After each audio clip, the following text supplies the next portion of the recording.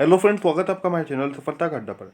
और आज है 19 मार्च 2021। आइए देखते हैं आज की करंट अफेयर्स का हमारा पहला क्वेश्चन क्या है। तो आज का हमारा पहला क्वेश्चन है, रेल मंत्री के अनुसार किस राज्य में चिनाब नदी पर विश्व का सबसे ऊंचा रेल पुल अपने निर्माण के अंतिम चरण में है। यानी कि ये जो चिनाब नदी पर दुनिया का सबसे ऊंचा रेलवे पुल बन रहा है, ये अपने निर्माण के अंतिम चरण में यानी कि अंतिम दौर में है, अंतिम पड़ाव में है। तो ये अंतिम चरण में किसके अनुसार? केंद्रीय रेल मंत्री के अनुसार ये किस राज्य में है जो चिनाब नदी पर दुनिया का सबसे ऊंचा रेल पुल बन रहा है। तो चिनाब नदी ये है जम्मू कश्मीर के अंदर। कहाँ पर? जम्मू कश्मीर के अंदर इस पुल को बनाया जा रहा है चिनाब नदी पर। कौन सी नदी पर? देखिए यहाँ से आपके 2-3 क्वेश्चन क्लियर हो रहे हैं। चिनाब नदी पर और कौन से राज्य में? जम्मू कश्मीर राज्य के अंदर इसको बनाया जा रहा है रेल मंत्री के अनुसार। और ये जो पुल है ये विश्व का सबसे ऊंचा रेल पुल है, ये बात भी आपको याद रखनी है। अब जम्मू कश्मीर के अंदर इसका निर्माण किया जा रहा है। जम्मू कश्मीर राज्य की अगर आपसे बात करें तो जम्मू कश्मीर पहले एक राज्य होता था पूर्ण, लेकिन अब वहाँ से धारा 370 हटने के बाद अब एक केंद्र शासित प्रदेश बन गया है। जम्मू कश्मीर की अगर आपसे बात करें तो जम्मू कश्मीर की 2 राजधानियाँ हैं, श्रीनगर एवं जम्मू। 2 कैपिटल यहाँ की, एक समर कैपिटल और एक विंटर कैपिटल। अगर बात उपराज्यपाल की करें तो उपराज्यपाल यहाँ के मनोज सिन्हा है वर्तमान में। और इस राज्य के जो अंतिम राज्यपाल थे वो थे सत्यपाल मलिक। कौन थे? सत्यपाल मलिक यहाँ के क्या थे? सत्यपाल मलिक जम्मू कश्मीर राज्य के अंतिम राज्यपाल थे। अब राज्यपाल उपराज्यपाल का अंतर क्या है?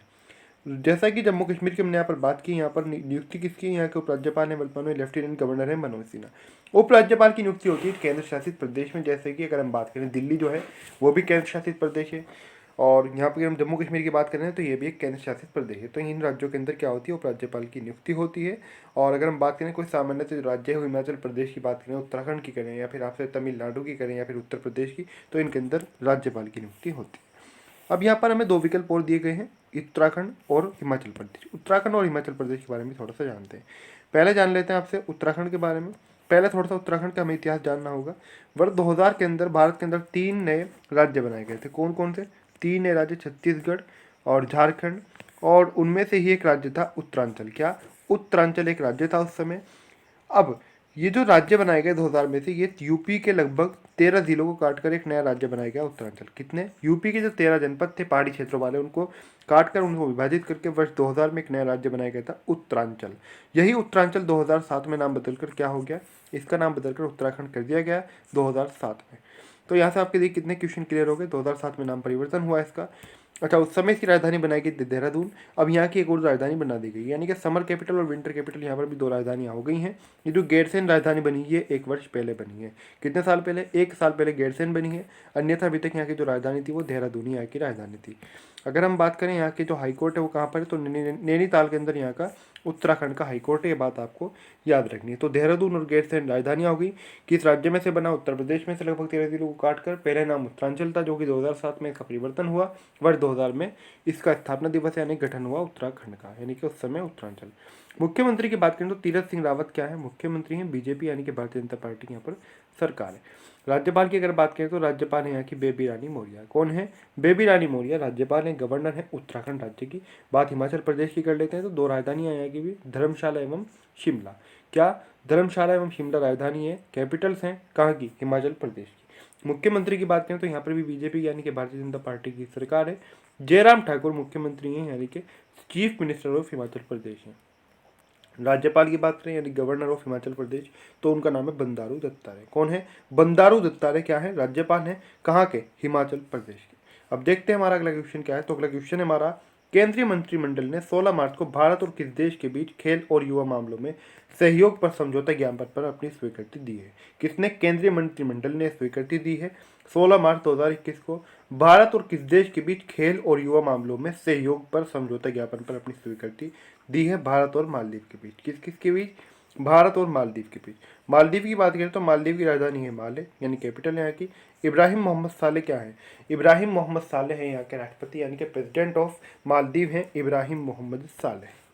अब यहाँ पर अन्य विकल्प हमें दिए गए हैं, चीन और पाकिस्तान। इनकी बात कर लें तो पाकिस्तान की अगर आपसे बात करें तो पाकिस्तान और चीन दोनों ही वैसे हमारे पड़ोसी देश है।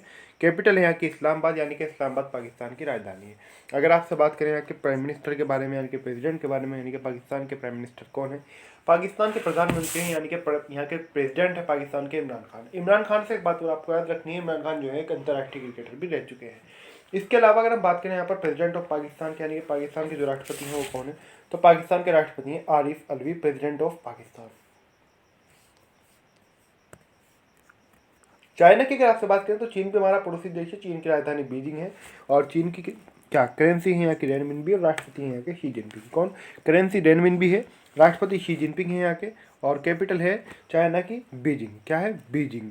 अब देखते हैं हमारा अगला क्वेश्चन क्या है। तो अगला क्वेश्चन है हमारा, किस देश के राष्ट्रपति जॉन मैगुफेली का 61 वर्षीय आयु में निधन हो गया है। अभी 61 वर्षीय आयु में निधन हो गया है जॉन मैगुफेली का। ये राष्ट्रपति थे कहाँ के? तंजानिया के। तो तंजानिया के राष्ट्रपति जॉन मैगुफेली का निधन हो गया है। अगला क्वेश्चन है हमारा, इससे पहले अगर हम यहाँ पर अभी बात करें तंजानिया के राष्ट्रपति का निधन हुआ है तो तंजानिया की राजधानी है डोडोमा। क्या? डोडोमा राजधानी है, तंजानिया की कैपिटल है डोडोमा। अगला क्वेश्चन है हमारा, स्टॉप टीबी पार्टनरशिप बोर्ड का चेयरमैन किसे बनाया गया है। तो स्टॉप टीबी पार्टनरशिप जो बोर्ड है इसका चेयरमैन बनाया गया है हाल ही में डॉक्टर हर्षवर्धन को। किसे? डॉक्टर हर्षवर्धन को स्टॉप टीबी पार्टनरशिप बोर्ड का चेयरमैन बनाया गया है।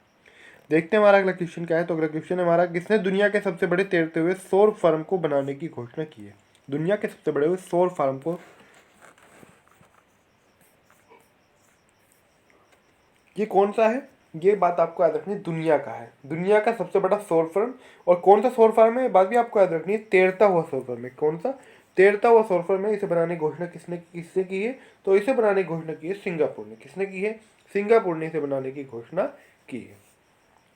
अब आगे बढ़ते हैं, देखते हैं हमारा अगला क्वेश्चन क्या है। लेकिन उससे पहले सिंगापुर के बारे में थोड़ा सा जानते हैं। सिंगापुर की कैपिटल सिंगापुर है, सिंगापुर सिटी, और यहाँ की राष्ट्रपति हैं हलीमा याकूब। कौन है? हलीमा याकूब। अगला क्वेश्चन है हमारा, किस राज्य की नर्मदा जिले के केवड़िया में स्थित स्टैच्यू ऑफ यूनिटी। देखिए क्वेश्चन आपकी कितनी सारी चीज़ें क्लियर हो रही हैं।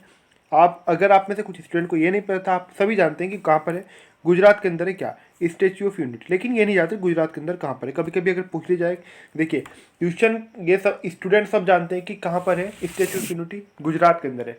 अब ये बात तो जो एग्जाम ले रहा है यानी कि जो प्रश्न बना रहा है ये बात तो उसे पता है कि स्टूडेंट सब जानते हैं कि गुजरात के अंदर है स्टैच्यू ऑफ यूनिटी। लेकिन स्टैच्यू ऑफ यूनिटी गुजरात के किस जिले के अंदर स्थित है? ये क्वेश्चन सामान्यतः आपसे किसी भी एग्जाम के अंदर पूछा जा सकता है। आपसे चाहे उत्तर प्रदेश की परीक्षा दें, मध्य प्रदेश की दें, उत्तराखंड की दें, हरियाणा की दें या फिर केरल, किसी भी राज्य की हम बात कर लें, जो राज्य स्तरीय परीक्षाएं होती है उनके अंदर, या फिर इसके अलावा अगर हम बात करें एसएससी वगैरह की, रेलवे की, उनके अंदर भी क्वेश्चन पूछ जा सकता है कि निम्नलिखित में से गुजरात के, ऐसे क्वेश्चन पूछा जा सकता है स्टैच्यू ऑफ यूनिटी निम्नलिखित में से गुजरात के किस जिले में स्थित है। वहाँ पर जाहिर सी बात है नीचे आपको गुजरात के कई जिलों के नाम दे दी जाए, चाहे गांधीनगर, अहमदाबाद, या फिर जैसे कि यहाँ पर नर्मदा दे रखा है, नर्मदा भी जिले का नाम है। इसी प्रकार से आपको जिलों के नाम दे दी जाए तो आपको उसके अंदर क्या करना है, यही तो बात जानने की होती है। नहीं तो फिर सब ऐसे तो सबको पता है कि गुजरात के अंदर है, ऐसे तो सबके समान कहाँ जाएंगे।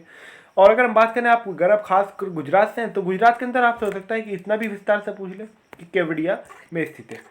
हालांकि ये केवड़िया जो है इसके बारे में आपसे अन्य अगर आप राज्यों से भी हैं तो भी आपसे इसके बारे में पूछ जा सकता है कि मतलब गुजरात के अंदर किस स्थान पर स्थित है, क्योंकि स्टैच्यू ऑफ यूनिटी एक महत्वपूर्ण है इसके लिए, क्योंकि ये किसी भी एग्जाम के अंदर पूछा जा सकता है। तो अब यहाँ पर हमारा प्रश्न भी स्टैच्यू ऑफ यूनिटी से ही संबंधित है। तो आइए प्रश्न के अंदर आगे बढ़ते हैं। हमने जाना कि स्टैच्यू ऑफ यूनिटी तो अब आप भी जानते हैं गुजरात के अंदर है, तो कौन से जिले के अंदर? नर्मदा जिले के केवड़िया में। कहाँ पर?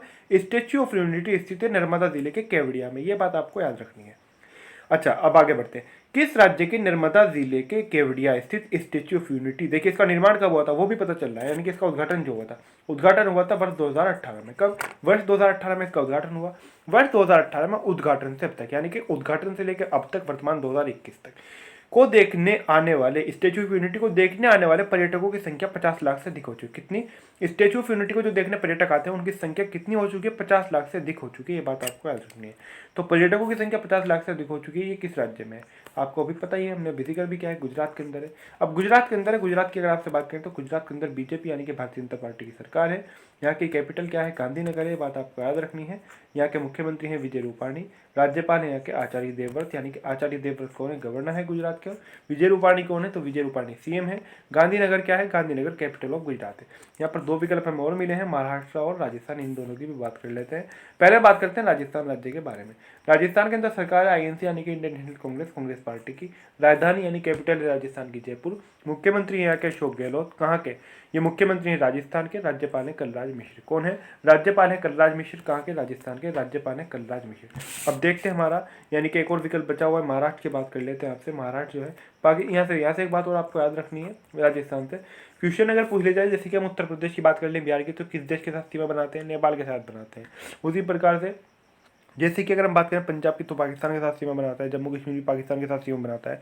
उसी प्रकार से महाराष्ट्र राज्य की राजस्थान राज्य किसके साथ सीमा बनाता है, तो राजस्थान की सीमा भी पाकिस्तान के साथ लगती है। तो राजस्थान अपनी सीमा किसके साथ साझा करता है, पाकिस्तान के साथ साझा करता है। पाकिस्तान के बारे में ऊपर पढ़कर आए हैं, कैपिटल इस्लामाबाद है और यहाँ के जो राष्ट्रपति हैं आरिफ अलवी और जो यहाँ के प्रधानमंत्री हैं वो इमरान खान है। तो इसके बारे में जानने की दोबारा से जरूरत नहीं है।